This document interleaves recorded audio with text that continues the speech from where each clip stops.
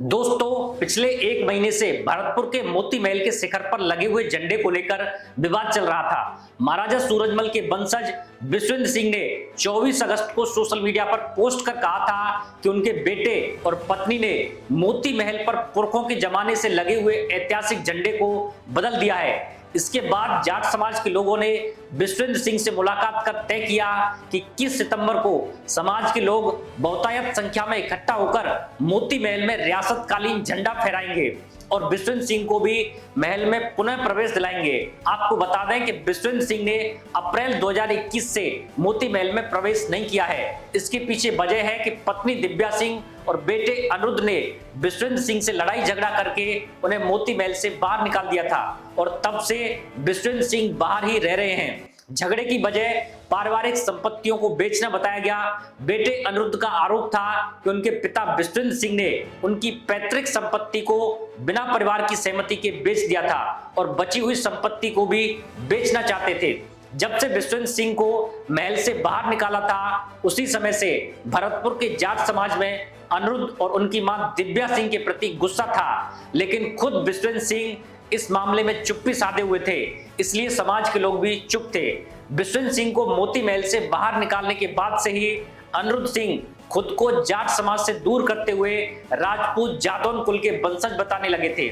इतना ही नहीं, वो भरतपुर के राज परिवार की भी उत्पत्ति राजपूत जादौन से बताते हैं। इसके साथ ही उन्होंने मोती महल में भरतपुर के रियासतकालीन झंडे को हटाकर एक पचरंगा झंडा लगा दिया था, जो कि जयपुर रियासत के झंडे से मिलता जुलता है। इससे भी जाट समाज उनसे काफी नाराज था। जाट समाज का आरोप है कि भरतपुर रियासत पर जाट राजा महाराजाओं का शासन रहा है, लेकिन अनिरुद्ध खुद को राजपूत साबित करने के लिए इस तरह की हरकतें कर रहे हैं। इसलिए उन्होंने मोती महल के झंडे को बदलकर राजपूत शासित जयपुर रियासत के झंडे से मिलता जुलता झंडा लगाया है। जैसे ही 24 अगस्त को विश्वेंद्र सिंह ने अपनी चुप्पी तोड़ी और अपनी पत्नी व बेटे के खिलाफ सोशल मीडिया पर खुलकर लिखा, तो जाट समाज के नाराज लोगों को भी एक सुनहरा अवसर मिल गया। जाट समाज के लोगों ने भरतपुर में जगह जगह पंचायत कर 21 सितंबर को मोती महल में इकट्ठा होने का आह्वान किया, लेकिन 21 सितंबर से पहले ही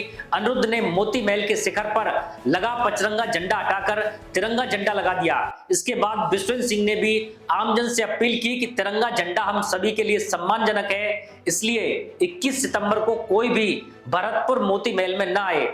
विश्वेंद्र सिंह की इस घोषणा के बाद समाज के लोगों ने खुद को ठगा हुआ महसूस किया और 21 सितंबर की महापंचायत रद्द कर दी। हालांकि दिन भर भरतपुर पुलिस मोती महल के चारों तरफ मुस्तैद रही, लेकिन दिन में लोहागढ़ किले में स्थित किशोरी महल में कुछ लोगों के साथ दौलत फौजदार ने भरतपुर का रियासतकालीन झंडा फहराया और रात में मनुदेव सिंसनी ने मोती महल के पिछले दरवाजे में कार से टक्कर मारते हुए मोती महल परिसर में प्रवेश किया और वहां पहुंचकर भरतपुर का रियासतकालीन झंडा फहरा दिया। उन्होंने इस घटना का वीडियो भी अपने सोशल मीडिया अकाउंट पर शेयर किया। इस घटना के बाद पुलिस प्रशासन ने तुरंत मौके पर पहुंचकर स्थिति को संभाला। आज सुबह प्रेस कॉन्फ्रेंस में अनिरुद्ध ने बताया कि मोती महल मैनेजमेंट टीम की तरफ से कुछ लोगों के खिलाफ रिपोर्ट दर्ज कराई गई है।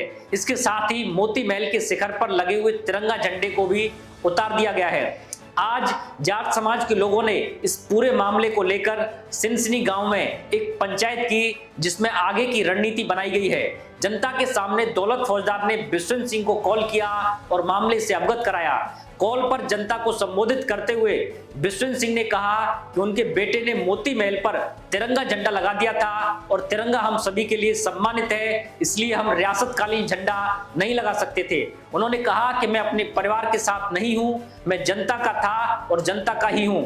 विश्वेंद्र सिंह ने कहा कि मनुदेव सिंसनी को भी कुछ नहीं होगा। उन्होंने दौलत फौजदार द्वारा किशोरी महल पर झंडा फहराने को लेकर कहा कि किशोरी महल हमारे पूर्वजों का ऐतिहासिक महल है, जिस पर दौलत फौजदार ने झंडा फहराया है। इससे बड़ी बात क्या होगी। साथ ही उन्होंने कहा कि बसंत पंचमी को वो मोती महल में प्रवेश करेंगे। पंचायत में दौलत फौजदार ने लोगों को शपथ दिलाई कि हम जब तक चैन से नहीं बैठेंगे तब तक किला संग्रहालय परिसर में लोहागढ़ का ध्वज स्थायी रूप से स्थापित नहीं हो जाता। साथ ही उन्होंने घोषणा की कि उत्तर भारत में लोहागढ़ के ध्वज को लेकर ध्वज यात्रा निकाली जाएगी। पंचायत में लोगों ने मनुदेव सिंसनी का स्वागत किया। इस मौके पर मनुदेव ने कहा कि मैं अनिरुद्ध से कहना चाहता हूं कि वो हमारे पूर्वजों को गालियां दे रहा है, हम ये सहन नहीं कर सकते। मोती महल हमारे पुरखों की कुर्बानी से बना है। हम पहले सिंसना बाबा की मूर्ति पर ध्वज फहराना चाहते थे, लेकिन फिर मुझसे रहा नहीं गया और मोती महल का दरवाजा तोड़कर अंदर गया और झंडा फहराया।